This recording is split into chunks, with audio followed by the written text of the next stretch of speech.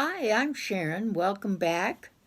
And today's story is based on the truth.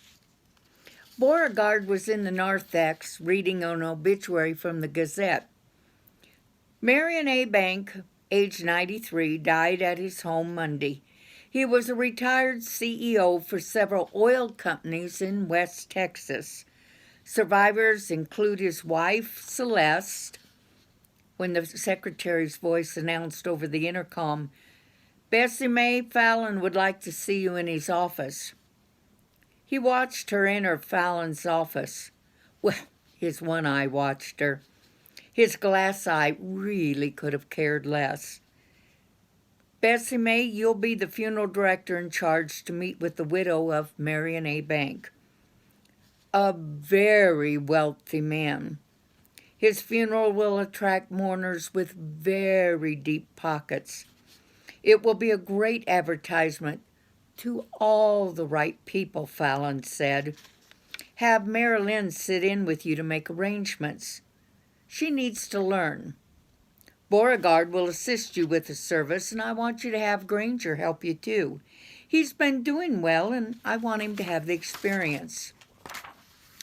Marion died after only 3 months of marriage to Celeste. They both had adult children when they met. Marion's children believed that Celeste Ray married their father for his money. Well, and so did Celeste. The difference was that she really didn't care what Marion's children or anybody else thought. A little later, Beauregard strolled over to Marilyn. "So, who's running the oil tycoon's show?" "Bessie Mae." "I should have known it." Beauregard rolled his one eye. His glass eye never involved itself in politics. "She's such a stuck-up." Marilyn's eyes flickered. "I won't listen to you badmouth Bessie Mae." "Calm down. I was only stating the obvious. Besides, I really only came up to inquire about the gold digger. You know, she was only married to him for 3 months before he flatlined. Rumor is she only married him for money." "Beauregard, I don't want to hear." Beauregard ignored Marilyn. "Yes, sirree, more than 40 years older than her. Old enough to be her grandfather." He stuck his finger in his mouth and air wrote #1. "Way to go, Grandpa." Beauregard heard the door open at the back of the funeral home and hot-footed it to Granger, who had just walked in. "Did you know old man Banks' young filly met him at the stripper's pole? Can you believe that? Woo-hoo! I would have liked to have been a fly on the wall to see." "Gotta go," Granger said. Since Granger wouldn't listen, Beauregard dogged Marilyn, matching her step for step. "His first wife died," he snickered. "I heard this one's a real looker. The old man must have wanted a gal whose skin fit a little better." Bessie Mae walked out from Fallon's office. "Mrs. Banks on her way in." Marilyn heaved a sigh of relief. "Anything to shut up Beauregard." Celeste Banks strolled through the front door. Beauregard's good eye focused on her long legs and her painted-on blue jeans. His glass eye roamed up and down her body, back and forth over the philodendron plant, and checked out the butts in the ashtray in the corner of the room. Beauregard lumbered past Marilyn to grab Mrs. Banks' hand and recite his well-practiced sympathy speech. "I'm terribly sorry." She cut him off. "Are you the one I'm here to meet with?" He stammered, "No," and stuck out a finger towards Bessie Mae. "Mrs. Bank, I'm Bessie Mae Bustleby, and this is Marilyn Pressman, who will assist me. Won't you sit in with us, Granger?" Bessie Mae ushered the widow into her office and closed the door. "This is Granger Barristone." At Marion's age, his death was not unexpected, although his children are not dealing with it. They are very judgmental. They really didn't want to see their daddy happy because they were afraid it would affect their inheritance. Let's get on with the arrangements. He would want me to choose the most economical funeral possible. He was a very practical man. She dabbed a tissue at her dry eye. Before the wedding, he insisted that we share assets, so my responsibility is to pay for his funeral. My concern, Bessie May assured her, is how we can provide your family with comfort and dignity in this time of loss. Mrs. Banks sat back in her chair and her shoulders relaxed.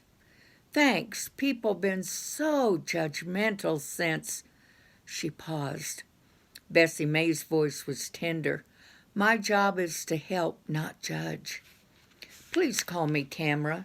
Celestial is my professional name. You know, like a star in the heavens, because that's what I am when I'm performing, she said, puffing out her chest.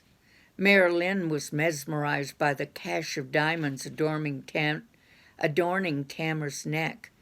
Granger spent his time studying his tanned fingers and rotating his class ring to avert his eyes away from her low-cut blouse and to keep from blushing. Marion's children never appreciated my star quality. I first met my husband at the market. She smiled. We were both headed for cauliflower when our carts bumped. I've always been a talker, and Marion wanted companionship. We ended at a cafe next door. I told him I was in show business, and I was so excited when he came to see me dance. We were married just 2.5 weeks later. He wasn't sure, but I said at his age, we had to make the most of every moment, and I was right. When we told his children that I was an entertainer at the Pink Heron, they turned up their noses. Marion told me to stand my ground with them, and that's what I intend to do. Tamara continued, he has 4 grown children, and they're determined to make this harder than it should be. I want everyone to get on with life. That's what Marion would have wanted. I'm already on edge. No use prolonging this. Let's just get it over with. I want the funeral tomorrow. Bessie May smiled. Then that's what we'll do. Marion always worried about me. As spouse, he left me 50% of the money, and he transferred the family heirlooms, jewelry, and property into my name shortly after we were married. That's how much he loved me. But the kids don't have a reason to gripe. His kids are taken care of in the money that's left in Marion's estate. They'll have half of it. The children don't think I should inherit anything. The boys can be impulsive, so watch your back. I'm not selfish, but I'm not dumb enough to give away money that I'll need in the future. I have a life to live, too. Besides, Marion wanted me to live well. Tamara, as the surviving widow, you have the right under Texas law to make all the decisions regarding your husband's funeral. I know. I've already contacted a lawyer. She went to the window to check out the parking lot. His children are so overbearing. As long as the funeral specifics don't change, well, I'm sure you know what to do. Where's your powder room? A few minutes later, the Banks sons roared into the parking lot and descended upon the funeral home as Tamara returned from the ladies' room. The oldest son, Blade Bank, blasted through the foyer. I demand to see my father. Tamara glared. That's not going to happen. I do not want him viewed. It would just be too painful for me. Blade's eyebrows furrowed. Ma'am, can she stop us from seeing our father? Legally, yes, under Texas law, Bessie May said. Blade took a menacing stride towards Tamara, who never retreated from a bar fight or any other in her lifetime. Bessie May demanded, move apart and we'll discuss the funeral arrangements without the secretary dialing 911. Both retreated. Tamara clenched her teeth. Out of respect for my late husband, I will allow the picture of him in the large antique frame to be on display in front of the cloth-covered casket. Mrs. Bustleby will see to it that nothing happens to the picture, won't you?" "Nothing will. Mr. Wienerman will guarantee its safety," Bessie May said. Tamara slammed out the front door to her Porsche and burned rubber. She knew the war was still raging, but she'd won this battle. Blade turned to Bessie May. "She's putting my father in a cheap casket, isn't she? That's spiteful." Bessie May interrupted his tirade. "I'm sorry, but I can't divulge the cost of any of the funeral plans." "I prayed," the middle son, Austin's voice broke, "for this woman to drop off the end of the earth, but Dad was so lonely after Mom died." "Listen, ma'am," Blade told Bessie May, "she needs to pay for the most expensive casket in this place. Tamara stressed that your father was frugal, so he'd want a simple funeral." "Frugal? Did you see her jewelry?" sneered Dale, the third son. "He was generous to a fault, but Tamara is tighter than a hawk's hindquarters in a nosedive." Marilyn's eyes widened. "I understand, but under Texas law, I'm afraid I'm limited."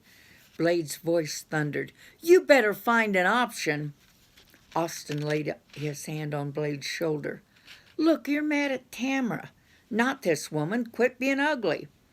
Blade dropped down on the bench and covered his face with his hands. "I'm sorry about Blade, ma'am. This has been so hard, and now hundreds will see our father put away in a cheap casket. He was a proud man. At 80 years old, he worked at a grocery store, stocking shelves to help my grandmother. When he was old enough, he enlisted in the Air Force. After serving his country, he struck it rich in oil. He was never beholden to anyone." "Maybe there's a way to help," Bessie May said. "Your father is entitled to an American flag due to his military service. I'll be glad to call Tamara and ask for permission to drape the casket with the flag." Blade fumed. "I hate that bimbo." "Shut up, Blade. You're embarrassing the family." Then Austin looked back at Bessie May. "Please call, ma'am. I can't make any promises. However, I'll see what I can do." "Our father was proud of his country, a real flag waver. Sorry about my brother's mouth." Austin turned to his brother. "You were raised better than that, Blade. You owe this woman an apology." "Sorry, ma'am. Our family's been worn to a frazzle the last couple years. Mom's death, Dad's depression, him marrying a pole dancer after a one-night stand, now his death." "I understand. Your father's remains will be treated with utmost dignity," Bessie May promised. Two of the bank boys tried to smile. Blade grumbled, "Come on, we got plans to make." Granger and Mary Lynn watched the bank boys gun the Ford duly out of the parking lot. Bessie May read the worried lines sweeping across Mary Lynn's face. "Don't be nervous, child. I'll manage them.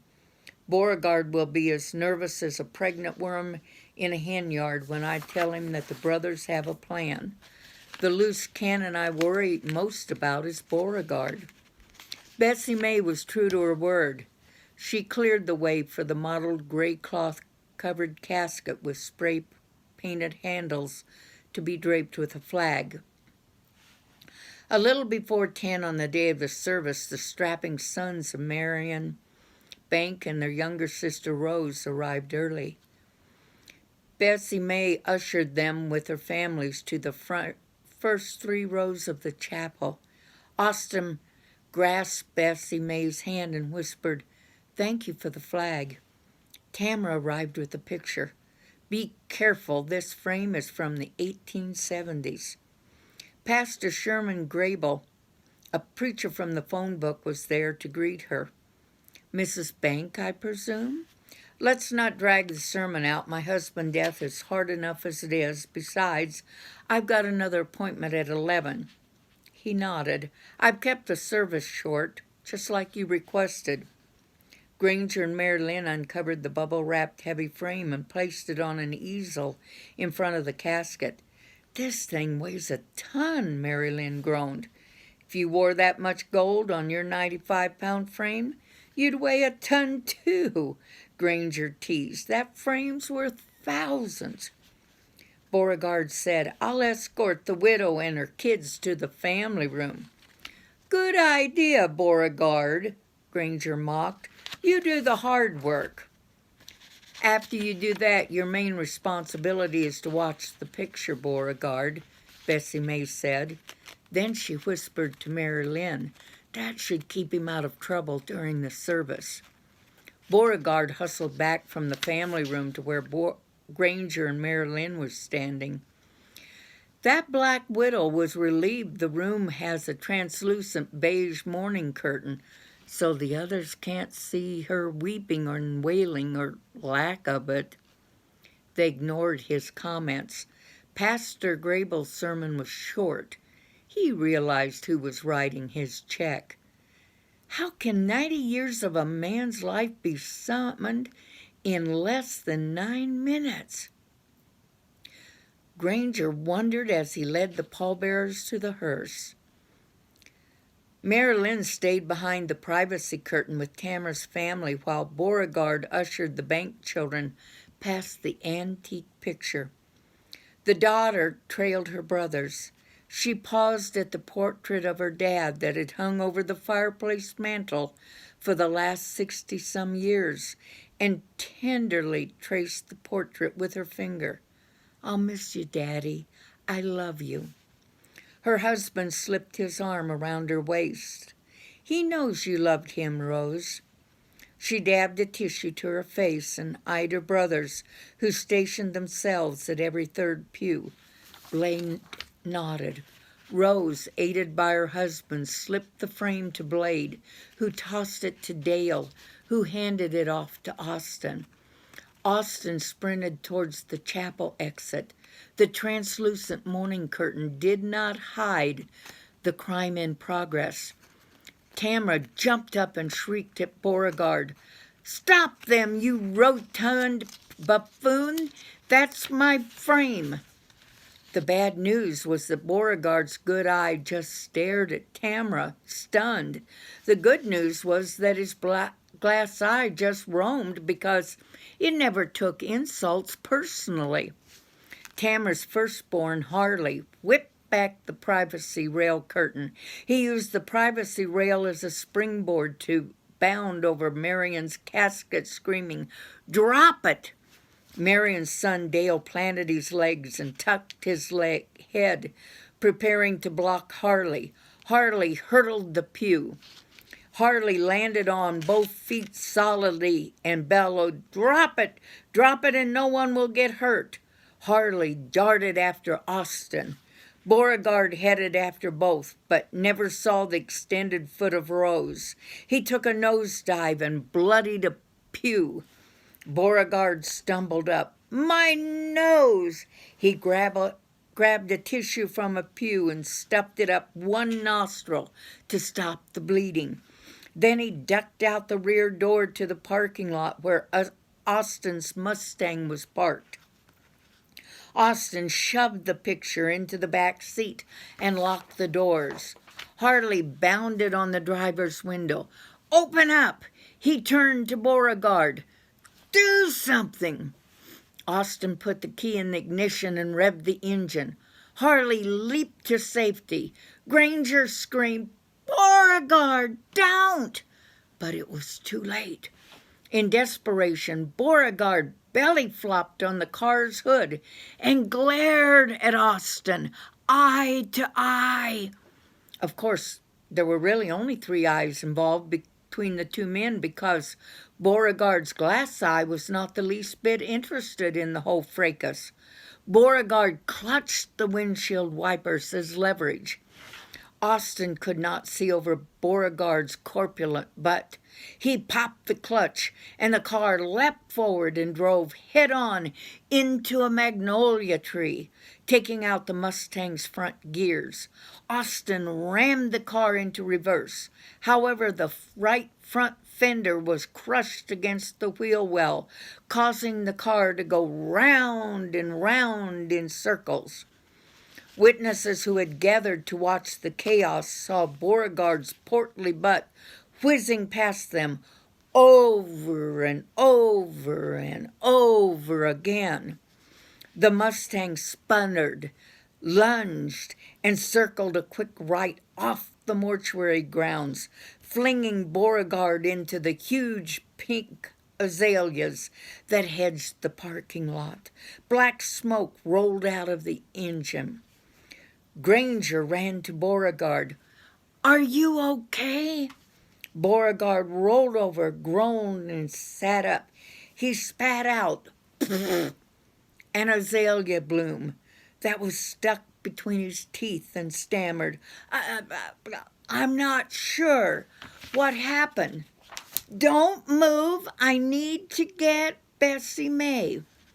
Austin slammed his fist against the steering wheel. Harley yanked at the car door, but Austin wasn't budging. Bessie May ran to the Mustang. She stuck her finger under Harley's nose. "Go inside and take your mother with you. Don't you dare leave. Is that clear? Don't stand there. Move." When Bessie May saw Harley and Tamara go inside, she turned to Austin. "Open that door." Austin tried to open it, but it was stuck. Bessie May braced her foot against the car and yanked the door open. Austin plummeted onto the asphalt. "Get up!" Bessie May stepped toe-to-toe with him. Austin cowered. Bessie May glared at the Bank family. "I'm going to tell you this once. Go home. I'll call when I get this sorted out. I'm hoping to keep the police out of this." Austin nodded. The family behind him agreed. "Well, what are you waiting for?" Bessie May was impressive. She turned to Beauregard. "What in the world were you thinking?" "Oh, that's right. You weren't." He opened his mouth to speak. Bessie May cut him off. "You're going to have to deal with Fallon. Do you realize you could have been killed?" I was only trying to help," Beauregard stammered. "Granger, go inside. Call the cemetery and tell them to cancel today's interment. After you do that, take Beauregard to the emergency and have him checked out. And for heaven's sakes, tell him to take that bloody tissue out of his nose before he walks into ER." Beauregard limped back to the lounge. Bessie May faced Mary Lynn. "Tell these rubberneckers to go home. I'm taking the picture with me." "Bessie, let me help you carry the picture," Granger offered. "I've got enough adrenaline to carry a dozen pictures. When you're finished, Mary Lynn, come to my office. We need to salvage what little dignity is left in this service." Mary Lynn directed the cars in the parking lot. No one was hurt. However, this funeral is concluded. The family thanks you for attending. A driver hollered, "What about the burial?" "Mrs. Bank will schedule a private interment." "Both sides are crazier than sprayed June bugs." Mary Lynn didn't believe it could have been summed up any better. She headed for Bessie May's office. "Tamara, this picture's not worth anyone getting hurt. I'm grateful that your children are safe." Harley's eyes were glued to his boots. Bessie May lowered her voice. "The picture might help diffuse a volatile situation and could work in your favor if there was a hearing contesting the will. We could remove the picture from the frame for you." "Well, I do have other pictures of Marion, but the frame is one of a kind, and they don't deserve it," Tamara replied. "Give them the picture." "I don't want to talk to them." When Bessie May returned with the frame, Tamara's mood lightened. "Handle the burial without me." Tamara had one other request. "I'd appreciate you informing the owner about that nitwit with the glass eye." Bessie May walked the family to the front door. "You can be assured that I will call the owner as soon as you leave." She closed the door behind the family. Later, Bessie May was finishing up with paperwork in her office when Granger called from the ER. "Granger, how's Beauregard?" "We waited for hours in the emergency room. Beauregard has a goose egg on his forehead. The doctor just said to watch for any unusual behavior." "Granger, do you mind asking the doctor how precisely we would recognize bizarre behavior from Beauregard? At least they could both end the day with a laugh." And I hope you ended this story with a laugh. Have a blessed day.